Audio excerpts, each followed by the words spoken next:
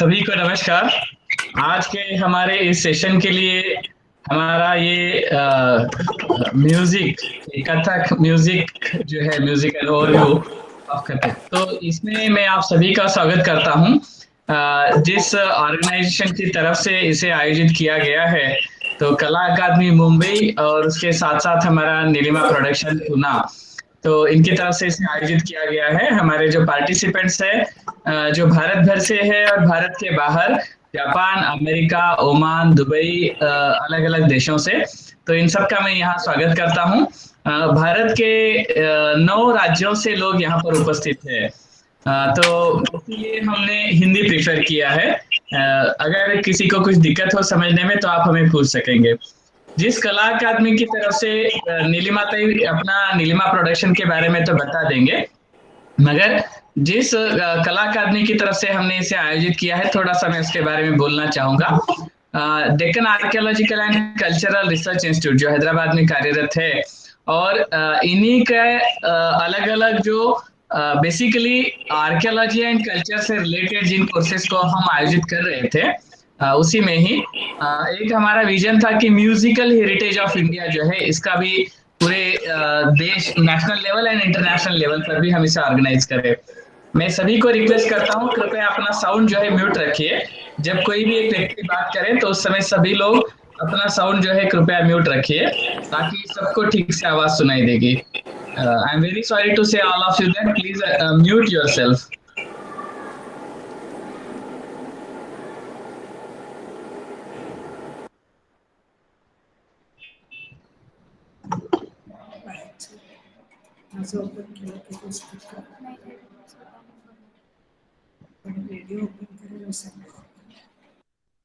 तो ये कला अकादमी बनाने के लिए हमारे आर्कियोलॉजिकल सर्वे ऑफ इंडिया के joint director general doctor S B Ota, हमारे हैदराबाद सर्कल के एएसआई के डॉक्टर के वी राव, और देश के बाहर से भी हमारे जो एक्सपर्ट्स है जो ऑस्ट्रिया, जापान और आदि देशों से है, तो इन लोगों ने भी इसमें रुचि ली। और हमारे यहाँ के स्पेशली मुंबई पनवेल रीजन जो है, वहां से मिस पल्लवी पवार और उन लोगों ने इसमें इनिशिएटिव लिया। इसलिए हम इसे तुरंत, यानी किसी भी एकेडमी को और किसी भी इसको शुरुआत करने के लिए बहुत लंबी प्रोसीजर चलती है, और इसमें जो है जो सीखना है हमको, जो नए जनरेशन को जो देना है, तो इसमें बहुत दिक्कतें हो जाती है।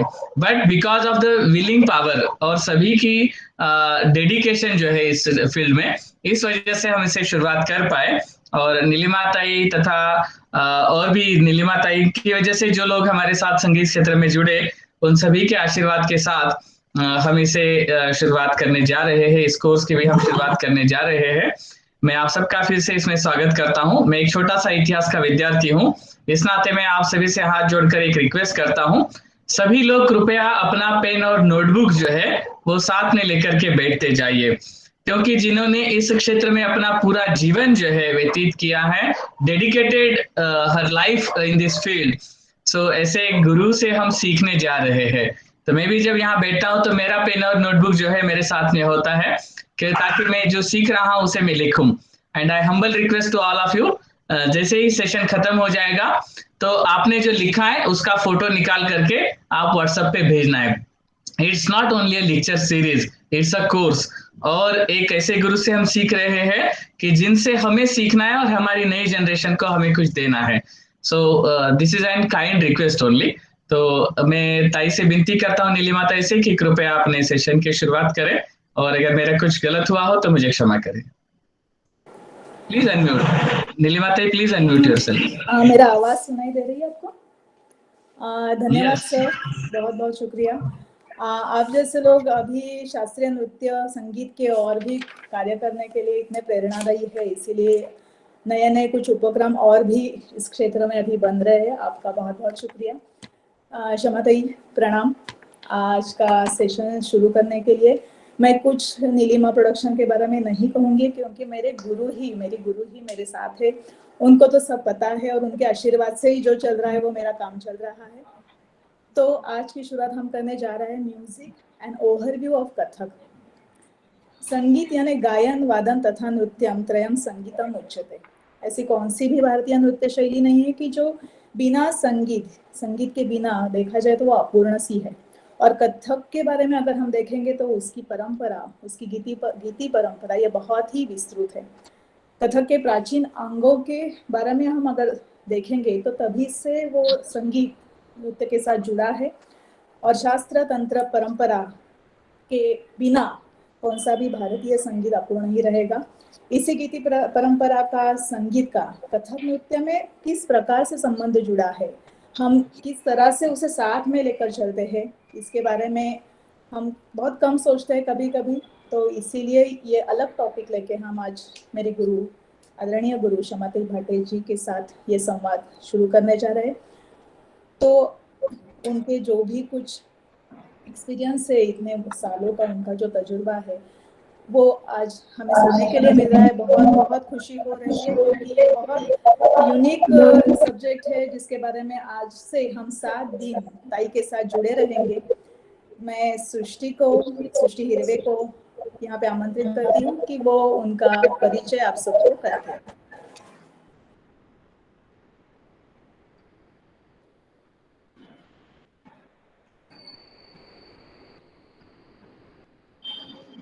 Namaste, Shamatai. Guru Shama Bhate is among the Kathak exponents in India today. Her career spans over 40 years and she has been learning and performing Kathak from the age of 4 and has been teacher and training many more Kathak dancers in India today. She is artistic director of her dance academy Nadaru in Pune. She is principal disciple of Guru Srimati Rohini Bhate. She also had her training from Kathak Samrat Pandit Birju Maharaj and Pandit Mohan Rao Kalyanpurkar. Her idiom of Kathak dance, which has been developed over many years of learnings from above mentioned gurus, and from self-learning, she has led a blending which has special inputs of Tal and Lay from Tabla Tal Maestro and exponent Pandit Suresh Talwalkar. Her choreographic work is extensive. She has experimented with both traditional as well as contemporary format of Kathak. Some of her productions are Atik Ki Parchaiya, Chala Vahi Des, Chaturang Ki Chaupal, Echoes, and many more. Shamatai, Pranam, and now we will begin with our session. सबको नमस्कार, सबको मुझे सबने videos open किए तो अच्छा लगेगा। I would like to see you, मुझे आपको देखने का मन है। सभी लोग कृपया अपना वीडियो ऑन करें। हाँ, I want to see you, I don't want to talk to nobody. आमने सामने नहीं तो ऐसे ही सही, आपको देखे ना तो देखे तो। Humble request to all, please on your video। सभी लोग, सभी को विनती है, कृपया अपना वीडियो जो है उसे ऑन कीजिए। सबको नमस्कार। Bobde ji, Nilima ji, thank you for having me here. और पहले तो सबको इंटरनेशनल वुमेन्स डे की बहुत बहुत बधाई। थोड़े तो मेन है मगर ज़्यादा तो सब लड़कियां हैं।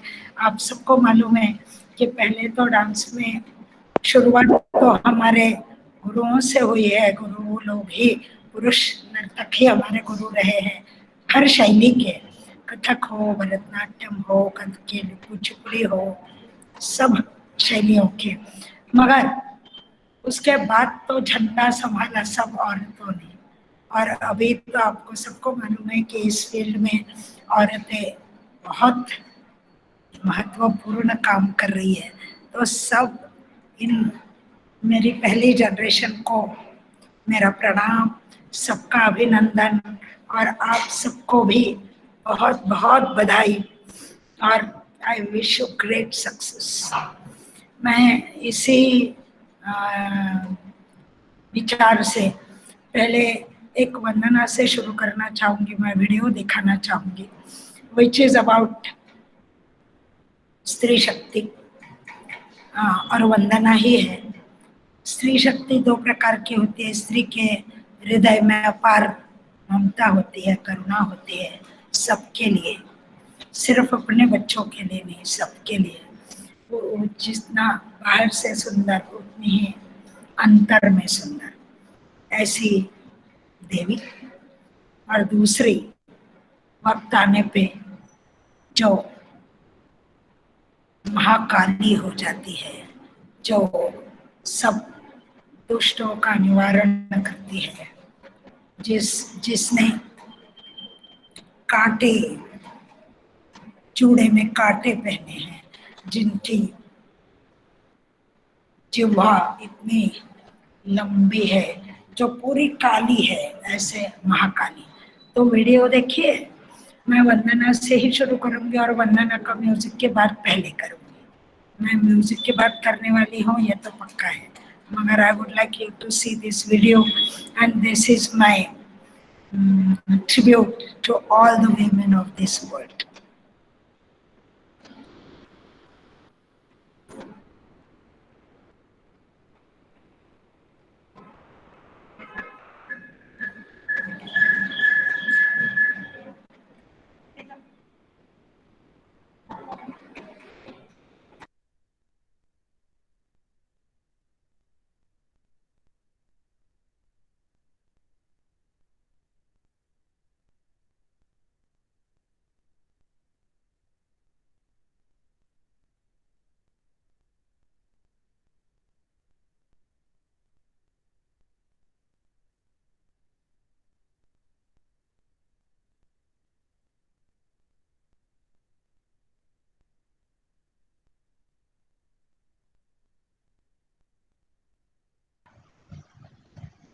साउंड ऑन कीजिए, साउंड नहीं आ रहा है।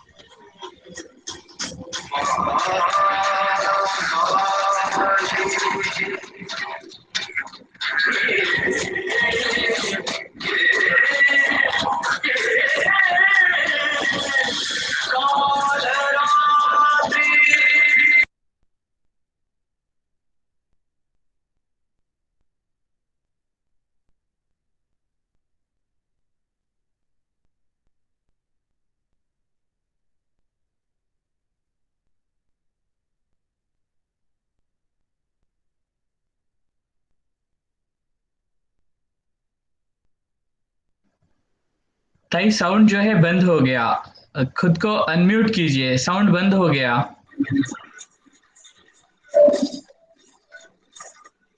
ना ओके।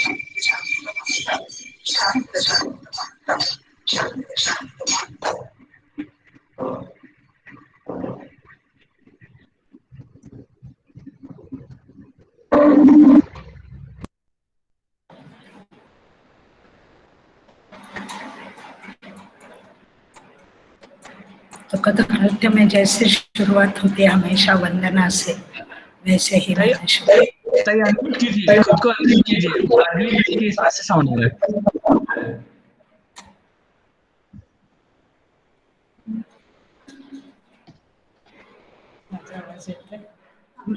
हाँ ये आप मुझे सुन रहे हैं? ठीक है? जी हाँ। हाँ जी यस।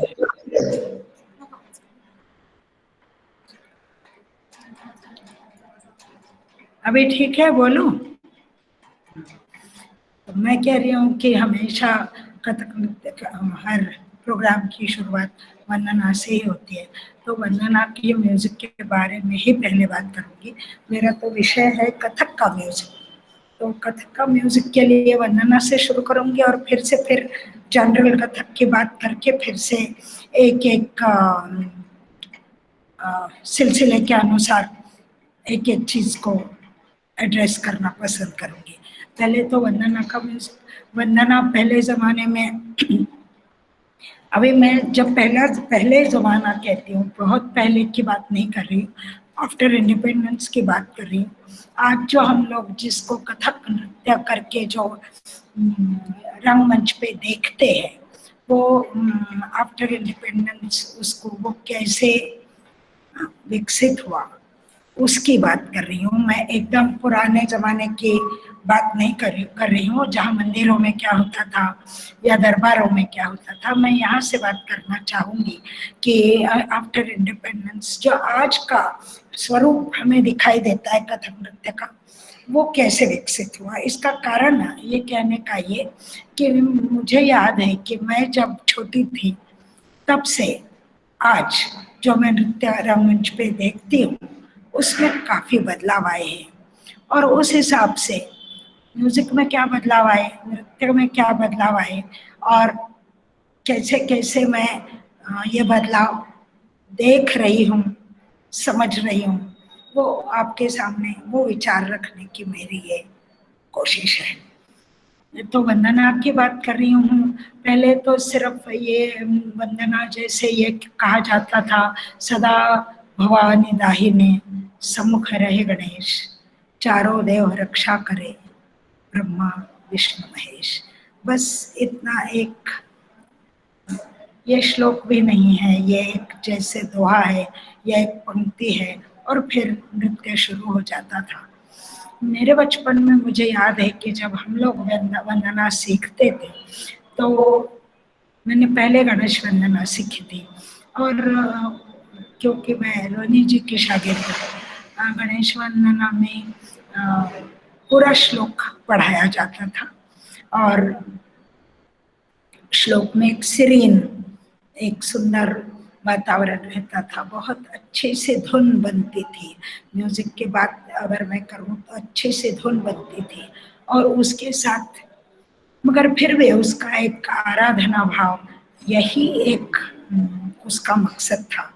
और दूसरी मैं बात कहूँगी तो ये कि अपने आप को अंदर से देखना, सुर के लय के साथ अपने आप को समेटना, भगवान को याद करके, because dance used to be very introvert. शुरू में पहले जब तक ठाट ही खत्म नहीं होता था तब तक बहुत अंदर ही अंदर ठाट बांध के खड़े हो जाते थे, अपना ठाट भी अंदर ही अंदर, और उसके बाद फिर डांस खुलता था।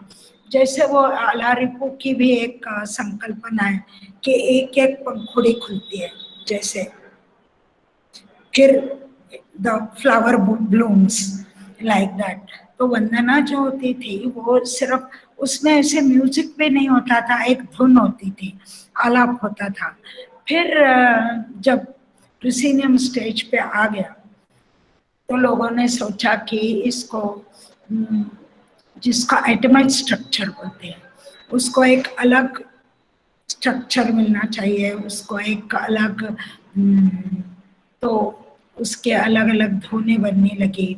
मोहनराज कलांकर जी जैसे लोगों ने उसके बाद में कवित या बोल परण या स्तुति परण रखे। उन्होंने एक पंचदेवता स्तुति करके बड़ी लंबी रचना रोहिणी जी को पढ़ाई थी, और उनके जरिए हम भी सीखे थे। तो 5 देवताओं की स्तुति और 5 देवताओं के अलग अलग परण ऐसे उन्होंने बांधा था 5 रागों में। और उसमें विशेषता ये थी कि हर देव के साथ, उस प्रकृति के साथ धुन बनती थी। तो जैसे शुरू में होता था, शुरू में भाग्यश्री गणेश जी और सबकी वंदना होने के बाद शिव की वंदना हंस ध्वनि, फिर सरस्वती की वंदना तो भिन्न षड्ज, फिर दुर्गा वंदना तो हिंडोल, ऐसे अलग अलग राग। तो वो जो भगवान की जो प्रकृति है, भगवान का जो स्वरूप हम दिखाने जा रहे हैं, उसका राग उसके साथ जुड़ता था और एक परण बन जाता था। तो उसको परण की वजह से एक चमक भी मिलती थी इन दी एंड। और 5 देव करके एक फुल करीब करीब 15 मिनट 17 मिनट का पूरा स्ट्रक्चर बनता था। फिर हम लोग जब नाचने लगे तो हम लोगों को लगा कि 1 घंटा नाचने में उसमें 15-20 मिनट वंदना कैसे कर सकते हैं। तो हम लोगों ने उसको त्रिदेवता स्तुति करके भी कई बार प्रस्तुत किया। तो उसको वंदना को भी एक, आजकल आइटम शब्द इतना अच्छा नहीं है, मगर दूसरा क्या बताओ, कॉम्पोजिशन बताती हूँ। तो कॉम्पोजिशन करके उसको एक फुलर ये दिया, एक शुरुआत, सिर्फ ऐसे नहीं करके उसको एक पूरा उसका स्ट्रक्चर बन गया, उसकी धुन बन गई, उसके साथ उसकी बंदिश बन गई और फिर उसका एक ढांचा बन गया। तो ये हम लोगों ने किया, मगर मैंने महाराज जी को देखा, उनके शांताकारम मैंने बहुत बार देखा है। उसके बाद में एक उन्होंने सरगम जोड़ दी थी और वो शांताकारम के श्लोक के बाद एक सरगम आती थी, तो सरगम की वजह से उसको उन्होंने उसका स्वरूप फिर से वही कि स्टेज पे जाके उसको एक चमक और एक पूर्णता दोनों उन्होंने सरगम करके दी थी। तो अलग अलग लोगों ने अलग अलग अपने वंदना के ढांचे बनाए और उसका एक पूरा स्वरूप बन गया। तो मैं जब कथक नृत्य की बात कर रही हूँ तो अभी मैं संगीत की पहले बात करूँगी कि संगीत मतलब क्या। मैं आज देखती हूँ कि आज जिसको बोलते हैं परहैप्स, तो उसको क्या बोलते हैं, शायद आजकल विजुअल एस्पेक्ट का बड़ा ज़्यादा इम्पोर्टेंस हो गया, लोग विजुअल को ज़्यादा देखते हैं। ये थोड़ा सा वेस्टर्न इन्फ्लुएंस भी है, मगर क्योंकि वेस्टर्न इन्फ्लुएंस में संगीत के साथ नृत्य उतना जुड़ा हुआ नहीं है जितना इंडियन कॉन्टेक्स्ट में है।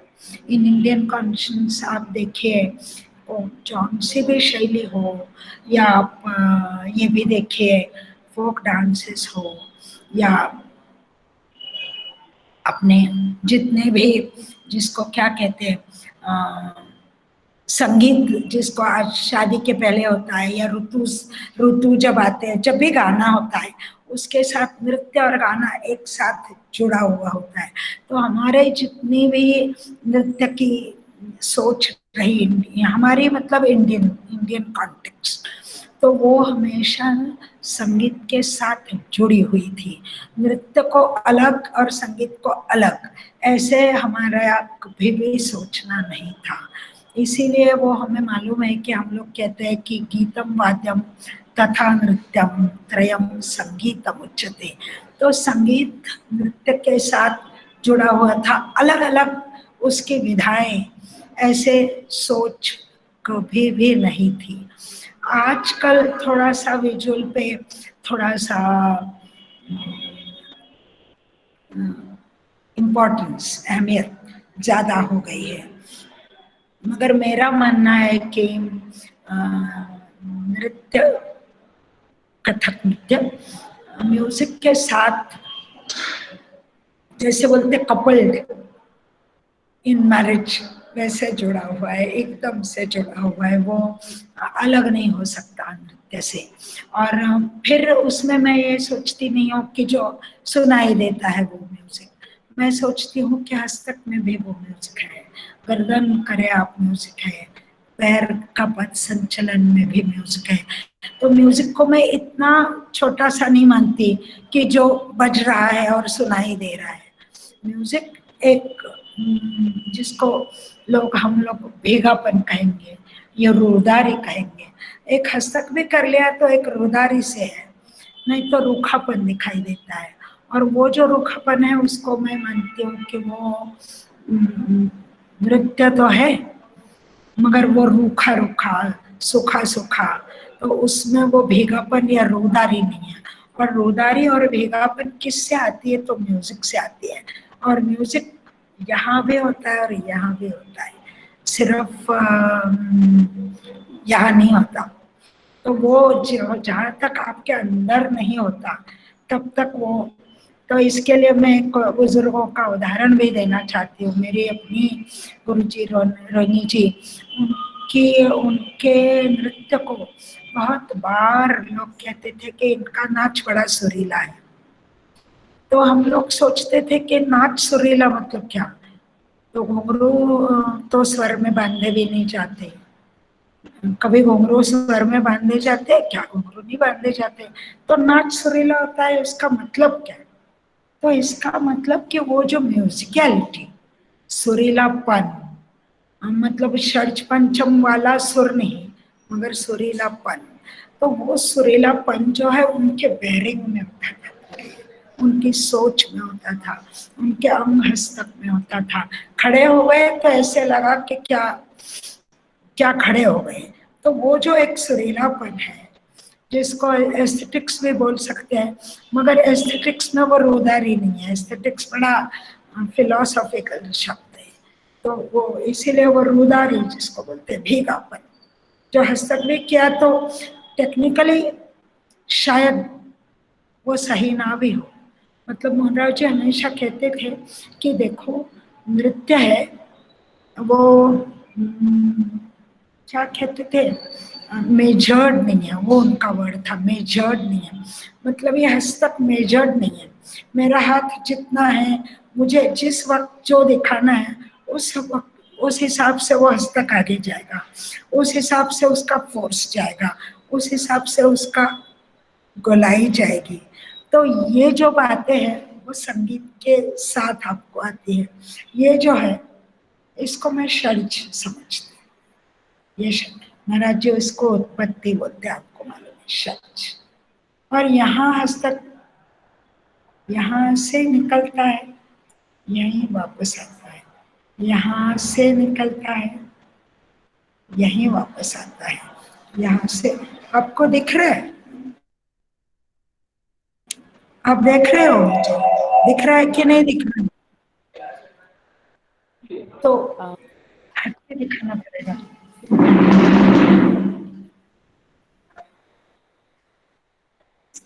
ये जो मैं इसको उत्पत्ति मानती हूँ, उत्पत्ति, तो उसको मैं अगर षड्ज मानूंगी तो यहाँ से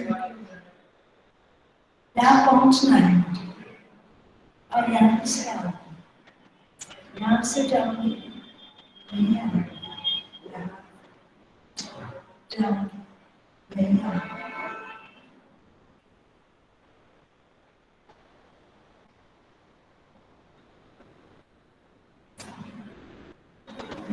तो ये जैसे आप संगीत में देखते हैं कि सा से गंधार तक जा रहे, तो अलग अलग, वैसे ही हमारा एक स्थान, यह स्थान और दूसरा यह स्थान, हम जाना आना जो करते हैं उसी को मैं समझती हूँ कि वो म्यूजिकल होना चाहिए, ना कि ड्रामेटिक कि हाँ बस 4 इंच जाना है या तो नहीं इतना जाओ।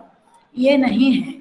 आपको सिखाने में हम लोग भी कहते हैं कि 45 डिग्रीज यहाँ देखो, मगर वो at the end of the day it's a feel कि आपके शरीर को क्या सूट करना है। दूसरी म्यूजिकल के बात मैं आपको बताऊंगी, बड़ी सुंदर है और बड़ी कमेंट में बड़ी म्यूजिकल है। मुझे लगता है कि किशन महाराज जी, पंडित किशन महाराज जी पंडित बिरजू महाराज जी के लिए कह रहे कि इनका नाच, कह रहे कि इनका नाच, इनके पैर गाते हैं।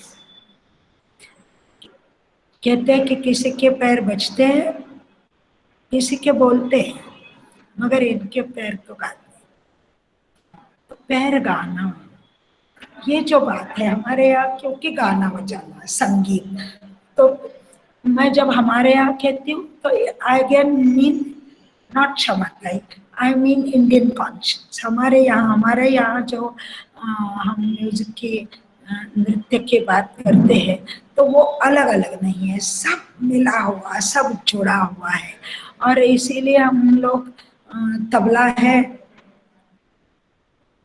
सरंगी है, गाने वाले हैं और नाचने वाले हैं, और पूरा मिलके गाना बजाना शुरू होता है।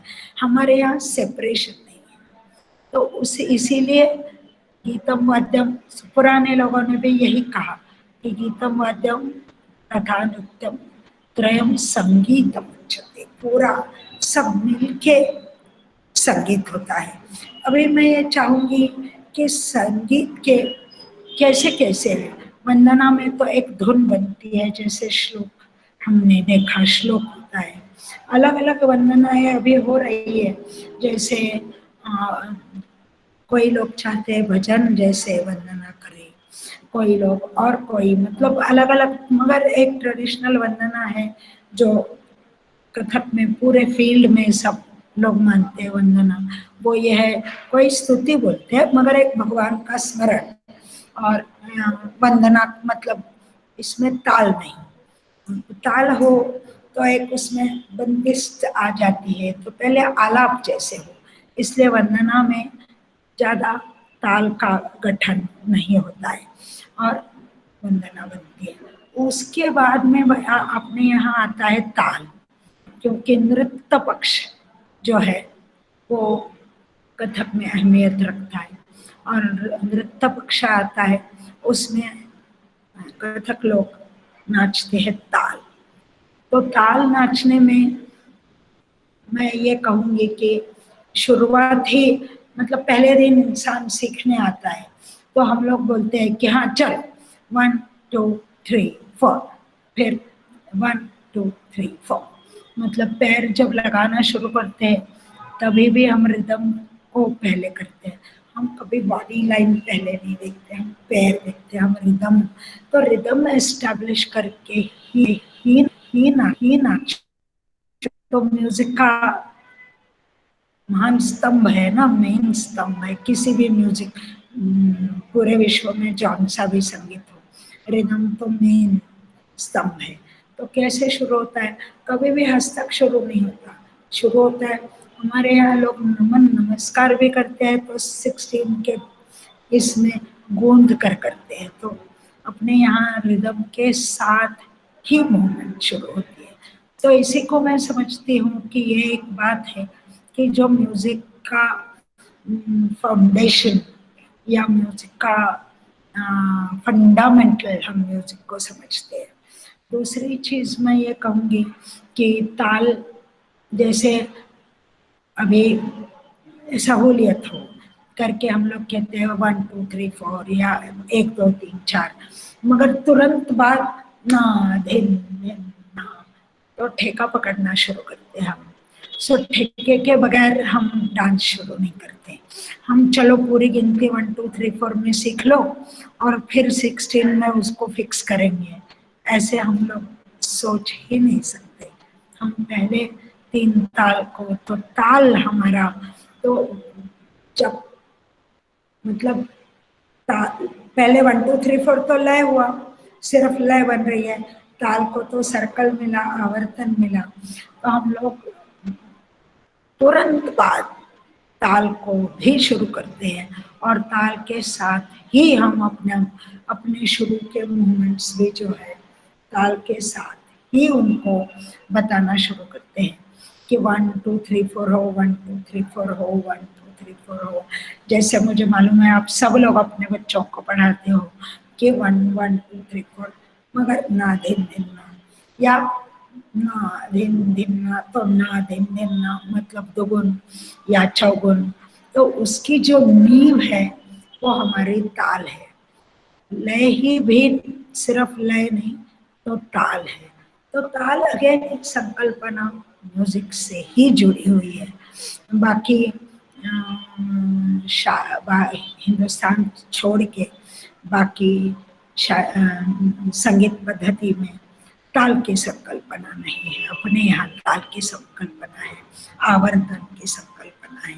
तो हम लोग कैसे कहते हैं कि अरे ताथई देता ताथई देता ताथई देता तात, ताथई देता ताथई देता ताथई देता तात, ताथई देता ताथई देता ताथई देता तात, ताथई देता ताथई देता ताथई देता तात। इसके बगैर रुकने नहीं देते हम लोग, जब तक सम पे नहीं आते।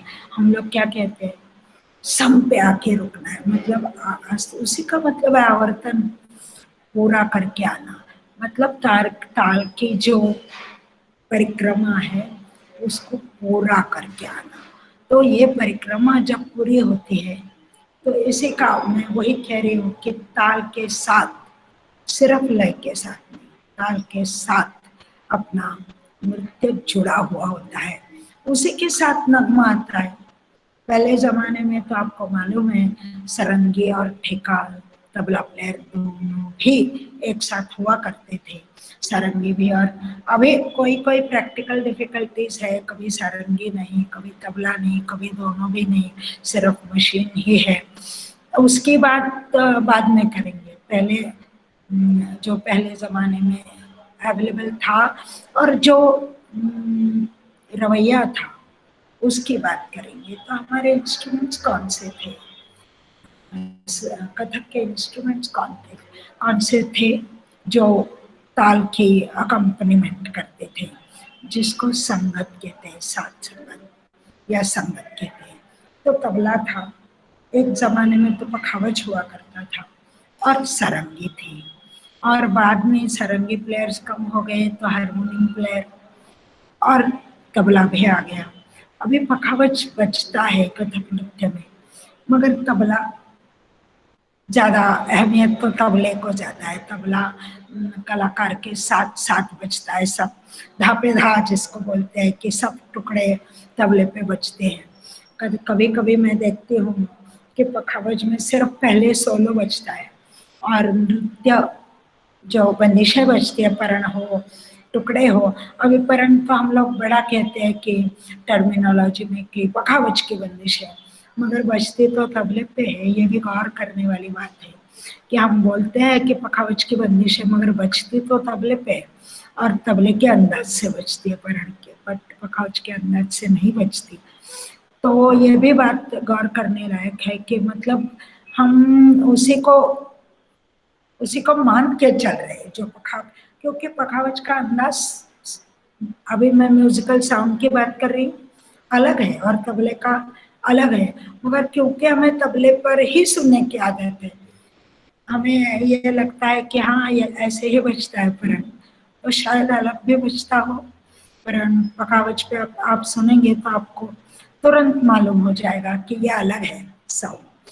तो म्यूजिकल साउंड, सिर्फ साउंड, म्यूजिकल साउंड। तो ये भी ये रहा। फिर नगमा आजकल आपको मालूम है कि हारमोनियम ज्यादा बजता है।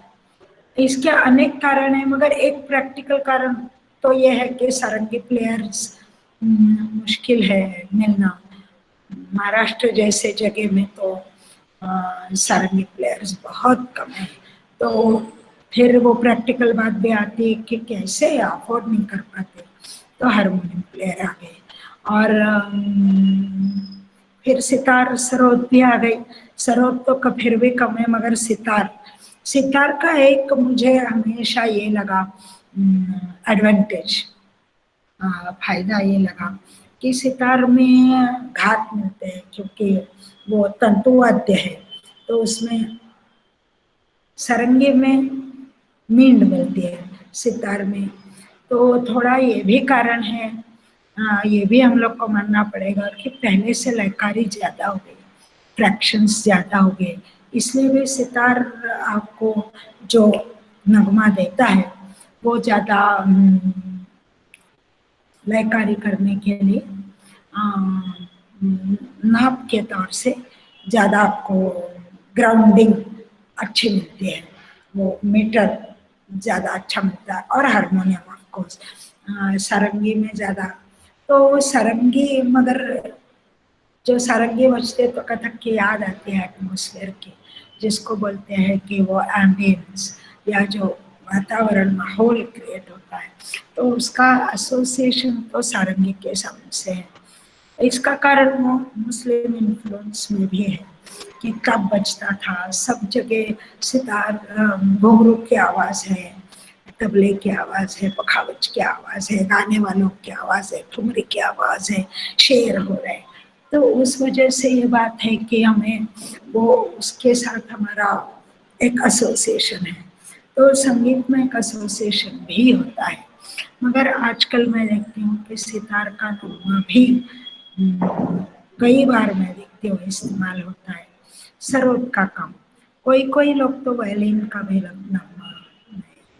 तो इंस्ट्रूमेंट्स तो मैं ये देखती हूँ कि क्या क्या इंस्ट्रूमेंट्स आते हैं। फिर नगमा मतलब म्यूजिकली क्या है, ये अगर मैं सोचना चाहूँ तो म्यूजिकली नगमा मतलब एक मीटर है, नाप, जो अपनी 16 मात्रा है या 14 मात्रा है या 7 मात्रा है, 12 मात्रा है, जो है उसका बार बार आवर्तन जब बनता है, उसका नाप एक से एक धुन बनती है। नगमा इसका मतलब ही है धुन, ये उर्दू शब्द है, उसका नगमे का, नगमा या शब्द का मतलब ही है धुन, या तो लहरा भी कहते हैं। वो एक धुन बार बार बजती है, तो उसका मेन फंक्शन या मेन मकसद होता है कि नाप रखना, क्योंकि आप की जो बंदिशें है वो 16 मात्रा के है, 10 मात्रा के, उसके लिए एक नाप है वो, और वो बार बार बजती है, और उसमें आपका ताल का काम होता है। तो उसको थोड़ा तो मोनोटोनस भी होता है, क्योंकि पहले ज़माने में तो मैं मतलब पहले ज़माने में मतलब मुझे भी याद है कि हम 30-40 मिनट तो 3 ताल कम से कम ज़रूर नाचते थे, इससे कम तो नहीं नाचते थे। कभी कभी घंटा, द्रुत बाद में तो घंटा भर का, और ये आम बात थी। आजकल जैसे प्रोग्राम ही 40 मिनट हो गया, ऐसे नहीं था। तो एक इत्मीनान था, चैन था, लोग फिर से वही गाना बजाना आराम से होता था, और उपज भी चलती थी। तो जब जहाँ नृत्य छूटता था, जहाँ नृत्य नर्तक अपना काम खत्म करते थे, वहीं से उठ के तबला शुरू हो जाता था। तो इसी में वो शब्द आता है कि संगत सोबत, सिर्फ संगत नहीं तो संगत सोबत। संगत सोबत मतलब क्या, कि मेरे जो विचार है संगीत के, मेरे नृत्य के जो विचार है, मैं जो कहना चाह रही हूँ, वो सामने का इंसान समझे। तो वो कैसे समझेगा? रिहर्सल करके तो नहीं समझेगा, रिहर्सल करके याद रखेगा, और उपज से जाना है तो याद कितना रखेगा? तो वो संगत सोबत, दोनों के विचार बिल्कुल घुल मिल जाते थे, मिलते थे, कि यहाँ छोड़ा तो म्यूजिकली वो आगे लेके जाते थे, और दोनों मिलके एक विचार से एंड करते थे, वहां से दूसरी बनने शुरू हो जाती थी। तो इसीलिए पहले लोग, बुजुर्ग लोग कहते थे कि हम ठाट बांध के आधा घंटा खड़ा हो जाते थे। तो आधा घंटा क्या करते थे भाई, ऐसे लगेगा ना। तो अलग अलग जो स्टांस है वहां आना, अलग से सम पर आना, सम पर पहुंचना, ये जो बात है, इसको आना, सब पे आना, यही ठाट है, ढंग से खड़े हो जाना। तो आवर्तन को अलग अलग ढंग से देख के सब पे आ जाना। फिर तबला प्लेयर उनके साथ हो जाते थे, सारंगी प्लेयर उनके साथ होते थे। तो ये जो मोनोटनी एक आवर्तन की बनती थी, वो भी बीच बीच में टूट जाती थी, वो भी अलग हो जाती थी, और सब मिलके बहुत म्यूजिकल सा एटमॉस्फेयर तैयार होता था। मगर फिर भी नगमा एक नाम है, ये तो जिसको हम कहेंगे बेसिकली एक नाप है, और उसको नाप रखना ये उसका मेन फंक्शन है।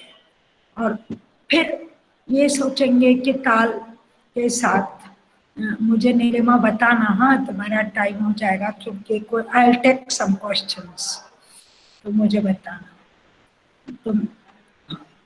तो मैं कह रही हूँ कि तो नगमे में फिर एक सोच ये है कि कौन से राग आते थे, आपको जो चाहिए वो जौन सा भी राग आप इस्तेमाल कर सकते थे कि नहीं कर सकते थे। तो वैसे पाबंदी है ऐसे नहीं मुझे लगता, मगर कोई रूल्स नहीं होते। कभी कभी जिसको कहते हैं संकेत होते हैं, आप मेरा कहने का मतलब समझ रहे हो, रूल्स नहीं, नियम नहीं, मगर संकेत होते हैं। मतलब वो एक सेंसिटिविटी बनती है कि आप ये अच्छे लगते हैं। तो कौन से अच्छे लगते हैं? तबला भी बज रहा है, घुंघरू भी बज रहे हैं, सब आपको मालूम है, तबला प्लेयर और जो नाचने वाले दोनों इकट्ठा निकल रहे, तो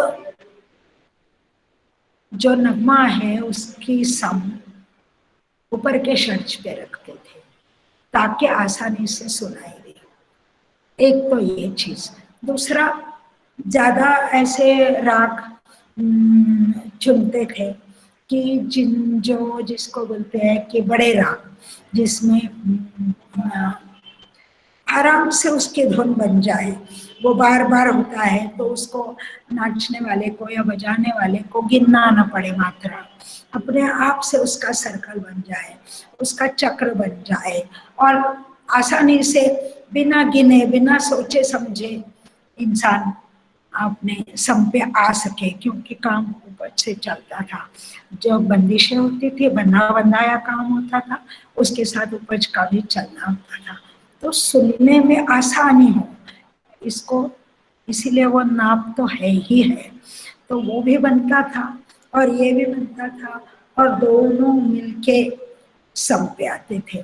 जहां मैंने कहा जहां नृत्य छूटता था वहीं से सारंगी पकड़ती थी म्यूजिकली और रिदमिकली तबला या पखावज पकड़ता था। तो ये जिसको कहते हैं कॉम्प्लीमेंट्री या पूरक, एक के साथ दूसरा, एक को दूसरा जिसको सहायता कर रहा है, एक के साथ दूसरा सपोर्ट कर रहा है, अलग अलग नहीं, अलग अलग ऐसे ऐसे और ऐसे। तो एक नगमे की बात मैं ये बता रही हूँ। दूसरा के नगमे के राग जो होते हैं उसको पाबंदी नहीं है, मगर मैंने कहा ऑलरेडी कहा कि धुन, मगर कोई कोई जो जिसका रागों का चलन बड़ा मुश्किल होता है, वैसे राग में नॉर्मली नगमा नहीं बनता है। ऐसे जौन सा भी राग पकड़ो और नगमा बनाने के लिए तो बन जाएगा, मगर उसको एक म्यूजिकलिटी आराम से, इत्मीनान से और सहजता से बननी चाहिए, ये भी बात है।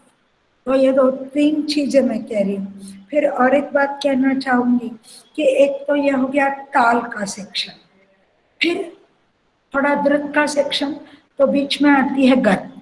आप लोगों को तो सिलसिला मालूम है, वस्तु क्रम आप बोलते होंगे, सिलसिला बोलते होंगे, ढांचा बोलते होंगे। तो उसके बाद आती है गत। कथक नृत्य का थोड़ा ललित जिसको बोलते हैं, मुझे बहुत डिस्टर्ब होता है, आप बात करते रहते हो बार बार। हाँ, या तो यहाँ बैठो और बात करो। तो गत हमारा, उसके बाद में गत आती है। गत ये एक ललित ताल, थोड़ा गंभीर है, और गत ललित है। तो गत के लिए जो अगेन मैं गत पे आऊंगी तो उसका ज्यादा वर्णन करूंगी, मगर अगेन नगमा ही आता है, अलग किस्म का, मगर नगमा ही आता है और म्यूजिक नहीं बनता, नगमा ही आता है।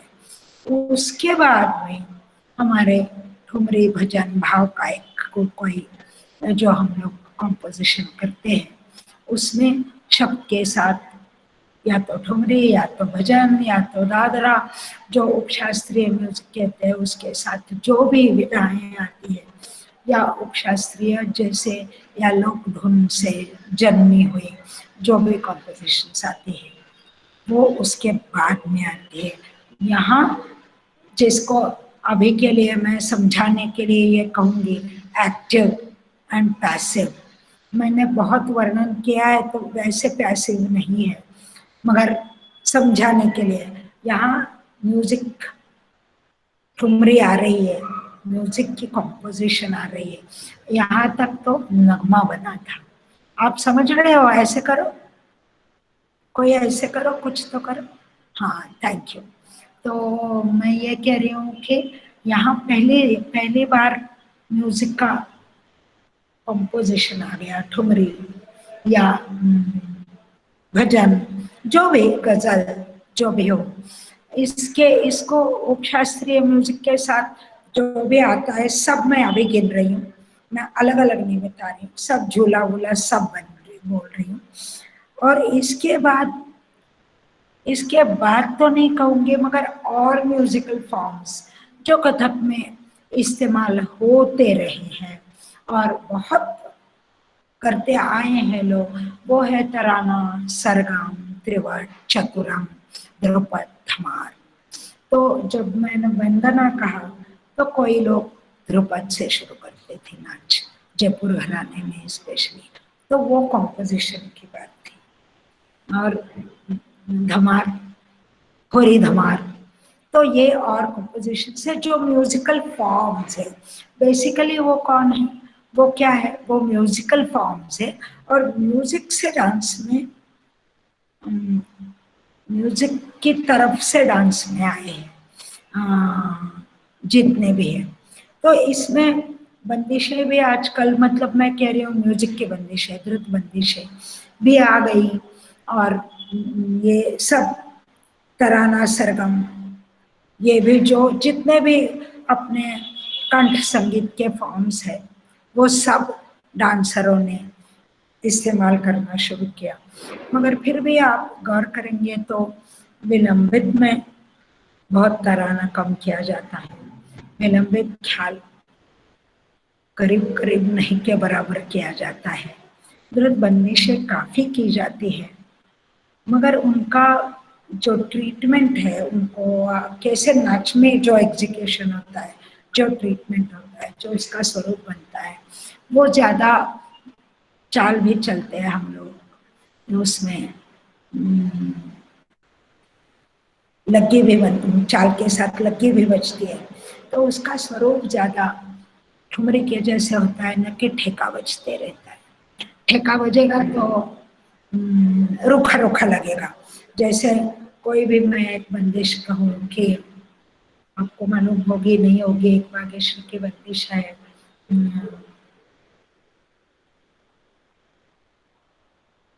दूसरी कोई बंदिश बताओ जो हम लोग करते।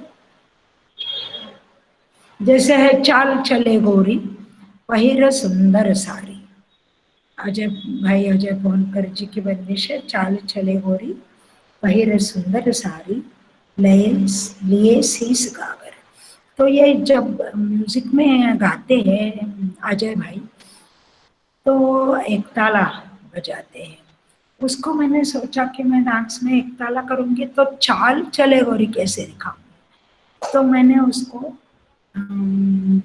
4 विभागों का एक ताला या दादरा जैसे चलन लेके कि धा धिन्ना धा धिन्ना किट तक धा धिन्ना धा धिन्ना धिन्ना धिन्ना धा धा ता धा धिन्ता धिन्ता धिन्ता किट ता ता ता धा धिन्ना।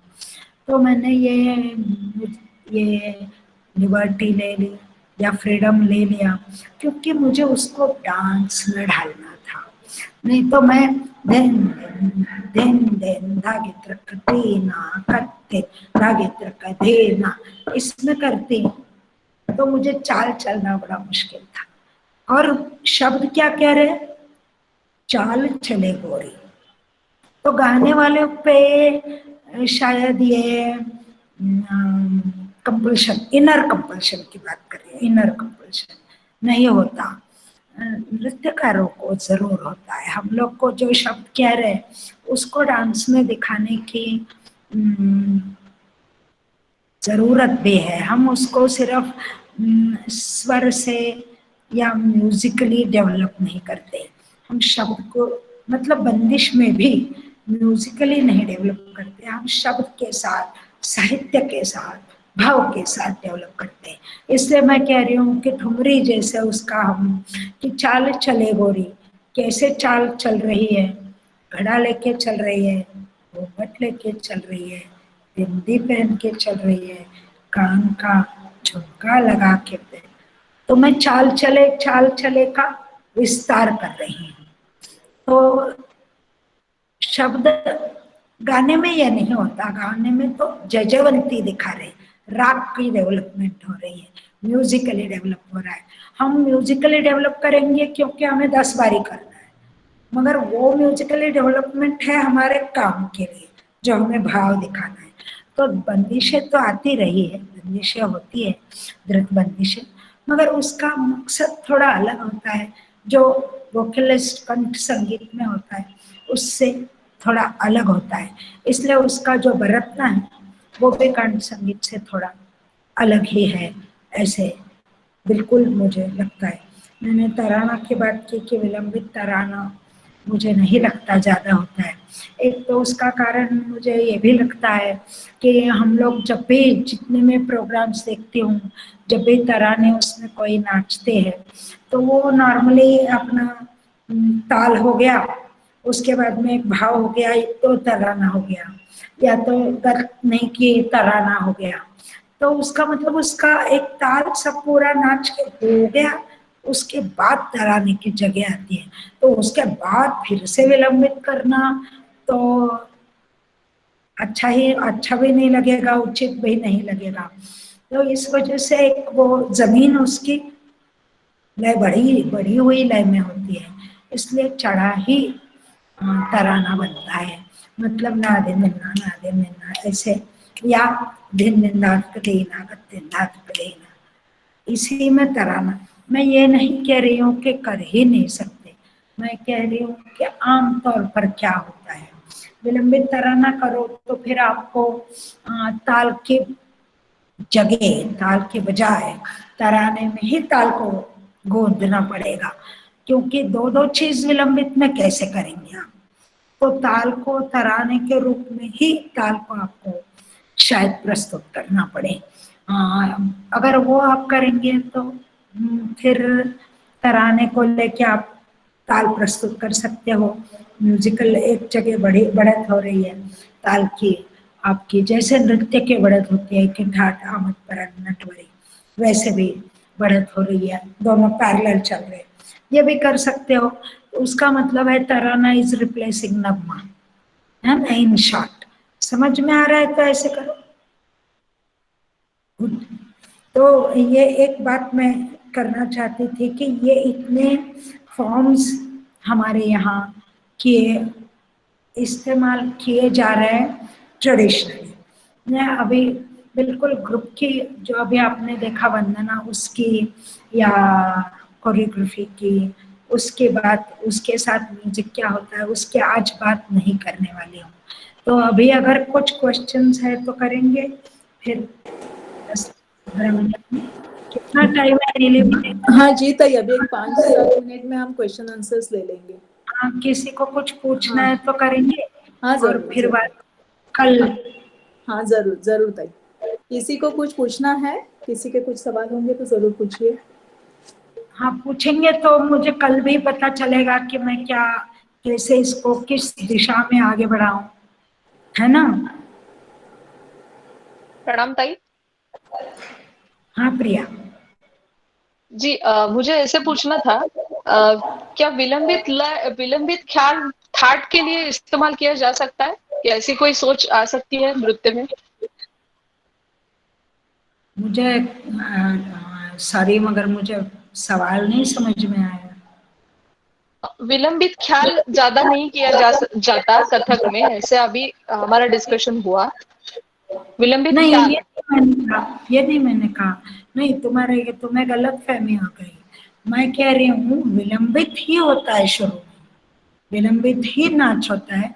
मैंने कहा तराना विलंबित में नहीं करते नाच नहीं, ख्याल मैं कह रही हूँ, ख्याल ख्याल ख्याल ख्याल ओके, ख्याल हाँ। विलंबित नहीं करते क्योंकि वो स्वर प्रधान फॉर्म है, और स्वर प्रधान इतना करो तो नृत्य में वो उतना रास नहीं आता है। एक दो प्रयोग मैंने देखे हैं पहले, वो नहीं बनती है, बात नहीं बनती है। मगर मैंने खुद एक बार शाहिद जी के साथ विलंबित में मसीद खानी गत के साथ किया था, और गत क्योंकि वो बज रहा था तो स्वर का आधार है। कंठ संगीत की जैसे करो तो कंठ संगीत में घात नहीं है भाई, वो बात मैंने पहले भी की कि तंतु आते हैं उसमें घात मिलता है, घात मिलता है तो लय मिलती है, लय मिलती है तो क्योंकि मोमेंट कितनी खींचोगे आप। जैसे 3 मात्रा स्वर लगाया तो हम क्या करेंगे, कितनी देर करेंगे, तो विजुअली वो उतना वाइब्रेंट नहीं लगता। तो इस वजह से उस लय में मैंने तो ये देखा है कि उसमें ज़्यादा एक्सपेरिमेंटेशन नहीं हुआ, और जो हुआ सुदर्शन धीर नाम के एक पुराने कथक नर्तक थे बम्बई में ही, उन्होंने किया था मुझे याद है, मगर वो इतना लोगों को शायद वो किसी ने फॉलो तो नहीं किया, तो शायद जचा नहीं। और मैं उस बात को समझती हूँ, क्योंकि मूवमेंट का एक वो अगेन नॉट अ रूल मगर संकेत ये होता है कि विलंबित उतना ही लेना चाहिए जितना आप मूवमेंट को खींच सके। आप उतनी मूवमेंट खींचने छोटे बच्चों को हम सिखाते हैं, तो मैं ये देखती हूँ कि वंदना करते हैं तो वंदना तो एक वंदना उनको मूवमेंट या बेरिंग खींचते नहीं बनता, छोटे है ना, तो वो ऐसे ऐसे करने लगते हैं कि अगला शब्द कब आएगा। आपने ये महसूस किया होगा, तो उतना ही खींचना चाहिए जितना, ये परफॉर्मेंस का रोल है, तो उतना विलंबित आप नहीं खींच सकते, इस वजह से भी विलंबित ख्याल नहीं हो सकता।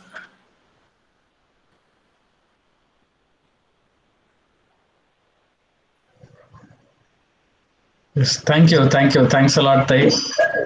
मुझ जैसे संगीत का ABCD भी जिसे समझ में नहीं आता उसको भी थोड़ा बहुत कुछ समझ में आ रहा है। आप जो बता रहे हैं उससे हम सीख रहे हैं, तो यही कृपा आपकी जो है बनी रहे। और मैं सभी पार्टिसिपेंट से रिक्वेस्ट करता हूँ। बोबड़े जी, ये तो सब नहीं मेरी बात सुनिए, ये तो सब डांसर्स है या बराबर समझ रहे हैं मेरी बात, है ना? सब लोग बताओ समझ रहे कि नहीं? देखिए सब समझ रहे हैं। नहीं, all are the scholars, but I am a small student of this all. मुझे तो इसका कोई ज्ञान नहीं, बट मैं भी समझ पा रहा हूँ ओनली आप सभी की वजह से। मैं रिक्वेस्ट करता हूँ सभी मैं डांसर्स को कह रही हूँ, क्योंकि उन्होंने एक्सपीरियंस किया हुआ है ना, इस वजह से मैं कह रही हूँ जिनको भी कुछ सवाल होंगे ताई जब बात कर रहे होंगे, अगर आपको ऐसा लगता है कुछ पूछना, आप चैट बॉक्स में भी लिख सकते हैं ताकि हम डायलॉग उसी होगा समय तो ज्यादा अच्छा लगेगा। जी डायलॉग होगा ना तो ये ज्यादा अच्छा लगेगा, पूछ लो। जी यस। मुझे कल लगता के है लिए मत सोचो, आज पूछ लो। ताई वृंदा जी कौन है वो, उनको कुछ पूछना है। वृंदा? नहीं मैडम, वृंदा? नहीं, I Okay, just okay. Said yes. Okay, it's okay.